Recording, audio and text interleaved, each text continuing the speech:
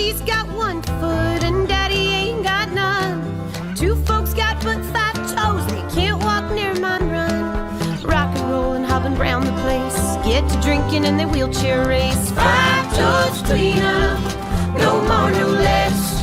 5 little bees, they're missing all the rest. Hello, everyone. Thank you for joining us. I am your host, Amira Radovic, and you are tuned into Amputee Wisdom, where everyday people living with limb loss share their experiences and challenges of living with an amputation. And today with us, we have our guest, Kirsten Seeger. Thank you, Kirsten, for joining us. Hi. I really appreciate you taking the time for this. This is awesome. I'm glad you're doing this. This is really cool. Thank you.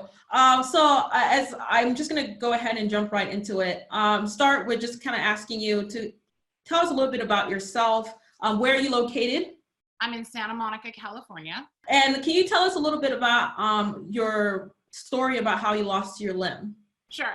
I was 11 months old and my parents went out for their anniversary dinner and we had an au pair, which is a live-in babysitter, who comes from a foreign country and lives at the home and goes to college and in return gets to live in a home but takes care of the children. And all I was ever told growing up was that my au pair put me in a bathtub and went across the street. I'm sorry, I didn't make cry right now, but it's hard to tell. Like, she put an 11-month-old child in a bathtub and closed the glass and then went across the street. Wow. So nobody wanted to tell me this story. You know, I got very little information. So I'm sorry to hear that. As a mom myself of a 5-month-old, I just can't even imagine what your parents were going through when they learned about what had happened. Yeah. At what age did they tell you about this? I feel like I grew up just knowing, and the abbreviated version was your babysitter put you in a bathtub and went across the street because she had a crush on the doctor across the street. Oh my gosh. I don't know if that's true. I have no idea. That's literally all we didn't talk about it because my mom would immediately start to cry.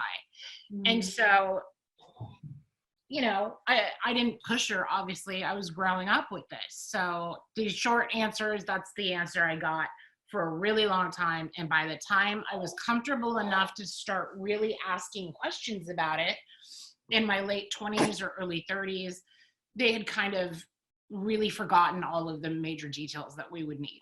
Mm-hmm. You know, I know her name was Svetlana and it happened in 1976. That's all I know. Oh, wow. And she was a college student, you said? Yeah. And apparently, I think she lived in Brussels, was what my dad said. And that I don't know how long I was in that bathtub, and I don't know how the water got turned on. I don't know what happened there, but I was in there for quite a while, obviously long enough for the water to scald. And then my 5-year-old brother got just an instinct to come inside from playing outside, and he found me. And wow, she left you and your 5-year-old brother. That is very irresponsible. I hope she was held accountable for what she did. No, because wow. I was, again, this is not medical information. This is the abbreviated version I got, which was I almost died from infection. I was in the hospital for I don't know how many days trying to fight infection, and that wasn't going to work. Apparently gangrene kicked in. So the option was amputate her legs or, you know, she'll die. So I have memories of being in one of those infection cubes, really like young, like in a glass box with clear plastic on and nurses working me with gloves.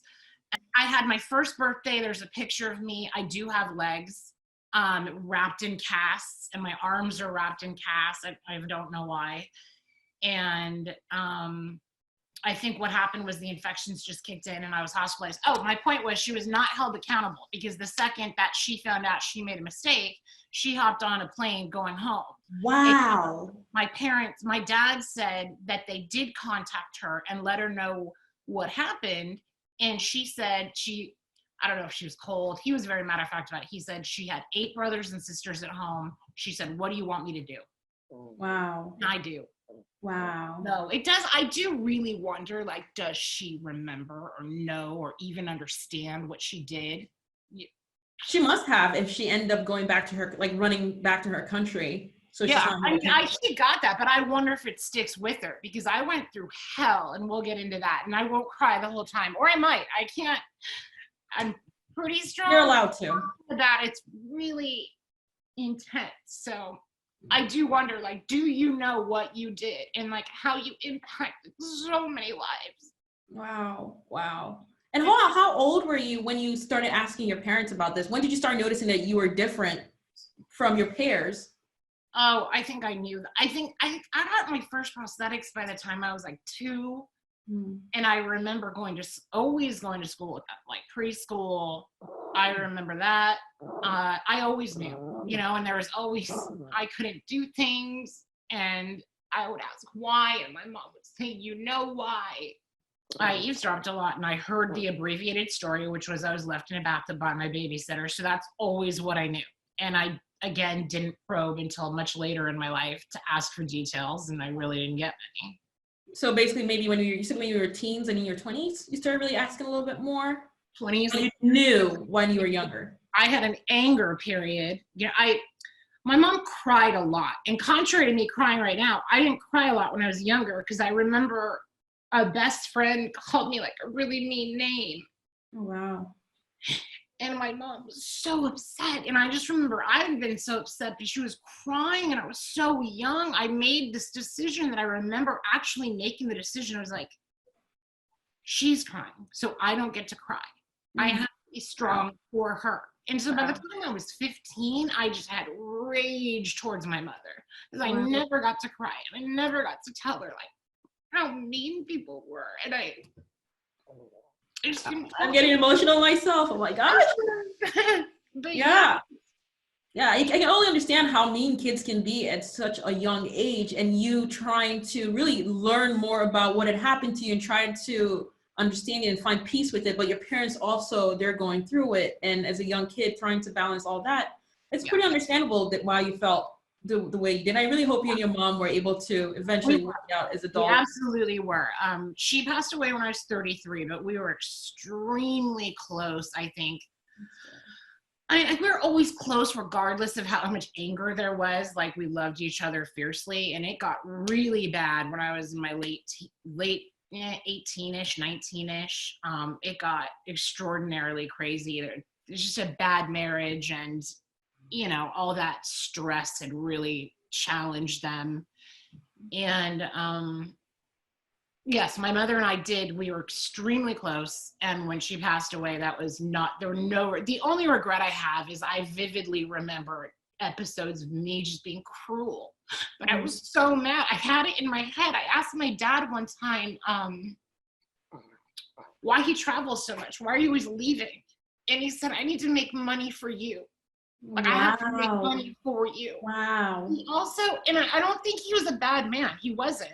Well, he had his other issues, but I do remember almost putting it on me, like, I have to leave you all the time with your emotional basket case mother who has to handle, but she wasn't. I mean, she would just get really upset because she had to handle raising 2 children, not having a lot of money, having huge medical bills, and navigating absolutely everything essentially on her own. Because my dad would leave for a trip. I mean, he'd be gone 2 weeks, come back 2 days, and then be gone a week. And then he was just gone all the time. And again, the excuse was he had to make money for me. And then somewhere along the line, I got it in my head that they had an option to let me die. This was child logic. I don't remember what it was, but I remember so much hatred was on her because I was like, you could have let me die and not do this. And instead you chose to, like, I feel so horrible about that. But that's the only regret I have. But I have my own spiritual thing with my mom happening, and she gets it. And it's okay. Like, I don't feel a huge amount of guilt. I feel regret and sadness, but I know my mom and I were in a great place. That's honestly great to hear. Yeah. So how were your parents able to overcome like the financial challenges that comes with having such astronomical, I'm guessing, medical bills? My dad started a company with a woman. This again is childhood information, but essentially what he did, they like pioneered in the area of designing exotic flavors for pastries that took them all over the world. And it actually made them a fair amount of money, like a decent amount of money. But that didn't kick in until I was about 15. Oh, So I think he'd always kind of made enough money. And then my mom had a job working at TWA. I'm confident they were in debt, you know, but I never really asked, how did you handle the finances until I never asked. So you're not really sure if there was like insurance coverage or programs? I know I had insurance. I know that we sued an insurance company once when I was like 15 because they said it was cheaper for me to amputate more of my leg than to make a new prosthetic. Wait, what? Yes. This is, again, I was a teenager when this was happening and wasn't involved with it. But the insurance company was saying it would make more sense to cut off another 1.5 inches of your daughter's leg than it will make to build another 2 prosthetics. Wow. And so my brother did sue them and we did win. But, you know, it was things like that were constantly, and my mother being on hold with the insurance company, the internet, I don't even know if it existed. And if it did, you know, she couldn't just hop online and file a claim. You had to call someone and be on hold for 4 hours. And she would literally be like, I was on the phone with the insurance company for 4 hours today and got nowhere. So it was huge. It was a huge burden. I know that. I can only imagine the kind of toll it takes on a family. It was medical bills. Yeah. It was that, and emotionally, it just, my brother had guilt, my parents had guilt, everybody felt guilty and bad. And then here I am feeling horrible because I know it's destroying them. And I'm the reason that it all went to hell. Or it's not your fault. Yeah. No, I know that now. As a kid. How I grew up thinking was just like, man, you know, that really, my mom was beautiful and my dad was adorable. And it on like pictures, it's just like, wow, they could have had an amazing life. Again, these are things I thought as a child, like not now. I'm not like, oh, I ruined everything. I didn't. Yeah. The chips fell how they did. But growing up, there's just a huge amount of guilt and anger and sadness. And then that's not even including the physical aspect of it, which was, they amputated them one time and then I kept growing, obviously. So I would have bones growing out of the skin and just horrifying things happening that they would have to amputate more because I was growing. So, you know, growing up. Wow. That's interesting. I wonder if that's the case with kids after they get an amputation. Is that as they grow, they have other issues with bones that they have to get re-aimed. That's the first time I've heard that. So can you explain a little bit with your burns? So it was hot water. Yes. And you had severe burns that led to you being in a cast for a few months, I guess, until around 2 when you had like an amputation of some sort. Yeah. And then again, a rumor or a story that was happening is my mother always said that the doctor cut them too short and he should have left more length. And I don't know if this is normal. They're called revision surgeries. It is a real thing that happens. And I had at minimum that I remember the last one when I was 12 and it was really brutal. But I remember having one when I was like 5. And just they were surgeries that would put me down and take me out of life for a couple months. And I would just be at home, you know, reading books, watching television by myself, not getting able to do anything, not being able to go anywhere. And it sucked. Wow. But you know, again, as far as details, do I know like why I kept having to have revisions and why any of that happened? I didn't ask for details. This is just what my life was. I was just like, okay, you know, that sucks. By the time you were 18, how many revision surgeries would you say that you had total that you could remember? And I could remember. Your parents told you could remember. That I fully remember 2. And then I remember having an incredibly bad wound on the back of my knee that they had to do a skin graft for, and that took me down for a long time. I remember that. I remember being in the examination room when my mom was like, when is she going to be able to put her leg back on? And it was like probably a month and a half. And she was like, you said 3 weeks in total healing. Like, what are you saying that a month and a half? And he said, no. I said 3 months, not 3 weeks. And that I remember being crushing to both of us, because we were just like, I had not been able to put my prosthetics on to go to the hospital with her at this time. It was a bad hospital visit, I remember, because I didn't want to put the blanket over the wound because it hurt so bad. And my mom couldn't wheel me in like that. She just couldn't handle the people that were going to talk to her and stare at us. So you don't feel like the medical professionals were really empathetic to what you were going through? They just were getting it done and moving on. Who I know his name, I won't say it, but that doctor I didn't like at all. He was horrible. And then by the time I found a cool orthopedist that I really gelled with, I remember one time he said to me, your stumps will always be your cross to bear. I didn't understand that mine were different than a lot of people with below knee amputations. Like, I guess not a lot, but I guess people have more flesh, which then they can build a prosthetic to support their weight. Mine are essentially like the knee, and then I have 6 inches of bone almost. And it's the skin is very tight on it, and it's very painful, and there's not a lot of flesh to support me. And so I guess that's unusual. I didn't know. Again, no internet, no amputee club, no friends I knew that had this happening. And I wasn't really open to talk about it when I was young at all, anywhere near it. So yeah, these stumps suck. I know that now. My prosthesis is a constant battle for him. I had a wound that I literally, it sounds so disgusting when I say it. I had a wound at the end of my leg for on and off collectively 4 years. And because it would close up and then grow back and close. As a teenager? Yeah, no, worse. Was it my 30s? Yeah, It was 2012. I came home and a really gross scab came off, and I was like, ew, what the hell? And I looked at my leg and a huge wound. And because it's right at the end of the bone with one layer of skin, no blood or oxygen was getting down there to regrow skin. And then the prosthetic made it worse. And then every surgeon I went to said, oh no, I have to cut that. I have to cut that off. So I'm going to cut another inch. There's no way we can put a skin graft on it. And another inch, I remember this other surgeon said, we'll cut an inch, but there's a possibility that may not heal. And if that's the case, then we have to discuss going above the knee. And above the knee for me is not an option. Like I will fight really hard for that my entire life, because that will change the game completely.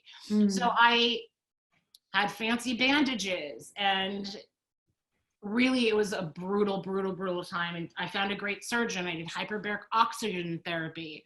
I had anxiety that was horrible. I called it my glass coffin. I hated it. He did a skin graft and it was semi-successful, but then opened up again. And then it got a growth that they had to biopsy. And then finally I found a really cool surgeon who took skin from my thigh and put it back on it, and it healed. Thank God. It just takes finding someone that's willing to put in the work. Exactly. And understand you and try to help you as an individual. Yeah, and my mom passed away in 2010, and she had always dealt with this. I know I was 30 whatever, but my mom always handled this stuff. That's just how I grew up. So when she passed away and I had all of this in my hands, I was like, oh my God, how do I navigate the healthcare system? How do I get referrals? How do I find doctors that will do this for me? And thankfully I did find a cool doctor. Stop that. That would help me, but I finally did. It finally healed, thank God. I don't know. So in hindsight, when I'm like, oh, I had a wound for 4 years, it wasn't an open wound all the time for 4 whole years. I was doing things to heal it to avoid more amputation.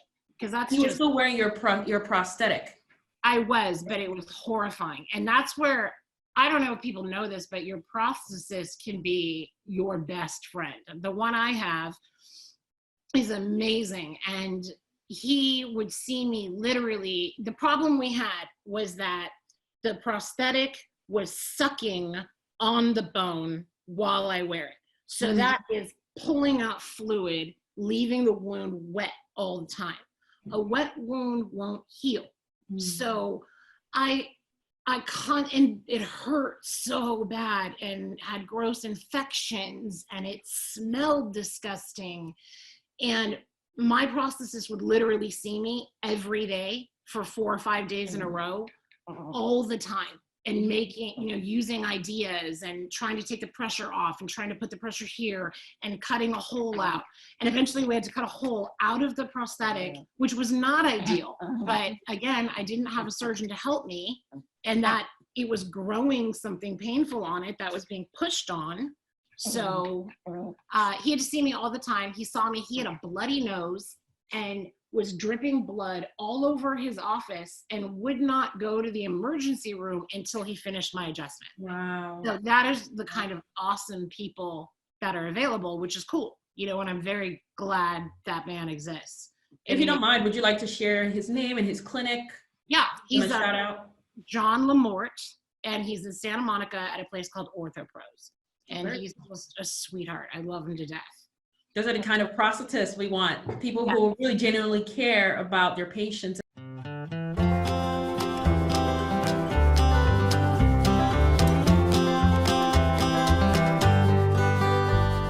Mama, she's got 1 foot and daddy ain't got none. 2 folks got but 5 toes, they can't walk near mine run. Rock and roll and hopping round the place, get to drinking and they wheelchair race. 5 toes clean up, no more, no less. 5 little bees, they're missing all the rest.